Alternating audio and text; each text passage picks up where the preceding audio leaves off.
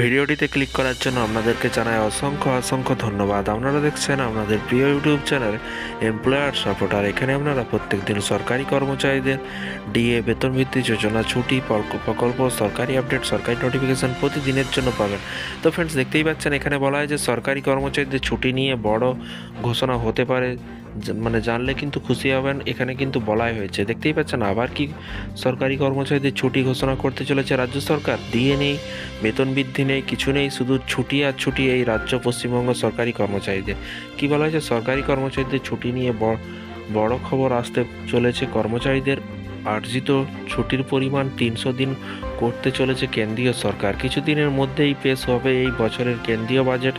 অর্থমন্ত্রী বাজেট হলেও অন্তর্বর্তী বাজেট হলেও কিন্তু এই বাজেটে কেন্দ্রীয় কর্মচারীদের ছুটি বৃদ্ধি করার ঘোষণা করতে পারে কেন্দ্রীয় অর্থমন্ত্রী নির্মলা সীতারামন। এবং এখানে আরও বলা হয়েছে, দেখতেই পাচ্ছেন,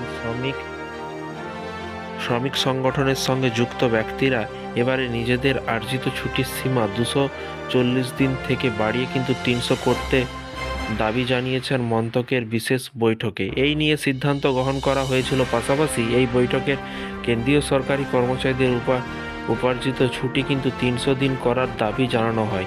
শ্রম কোডারের বিষয়ে কিন্তু বিভিন্ন পরিবর্তন থেকে শুরু করে শ্রমিক ইউনিয়ন, শিল্পক্ষেত্রের মধ্যে কিন্তু কাজের সময় এবং বার্ষিক ছুটি, পেনশন, প্রভিডেন্ট ফান্ড বাড়িয়ে বাড়িতে বেতন নেওয়া এবং অবসর গ্রহণের মতো বেশ কিছু বিষয় নিয়ে কিন্তু নতুন সিদ্ধান্ত গ্রহণ করতে পারে সরকার। শ্রম কোডের নিয়ম অনুযায়ী কিন্তু মূল বেতনে কিন্তু মোট বেতনের 50% বা তার বেশি হওয়া উচিত।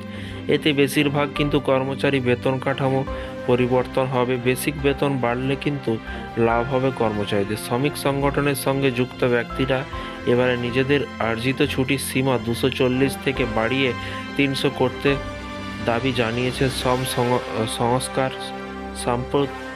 সম্পর্কিত নতুন আইন। 2020 সালে সেপ্টেম্বরে পাস হয়েছিল, কিন্তু এই আইন নিয়ে কিন্তু এখনও পর্যন্ত বিশেষ কিছু সিদ্ধান্ত গ্রহণ করেনি কেন্দ্রীয় সরকার। এখন কেন্দ্রীয় সরকার যত তাড়াতাড়ি সম্ভব এই আইন বাস্তবায়ন করার চেষ্টা করছে। তো ফ্রেন্ডস, আবার কিন্তু ছুটি কেন্দ্রীয় সরকারি কর্মচারীদের টোটাল 300 দিন ছুটি করতে চলেছে। তো দেখা যাক বাজেটে কী কী আসে এবং কী কী সরকারি কর্মচারীদের কী কী আপডেট আসে।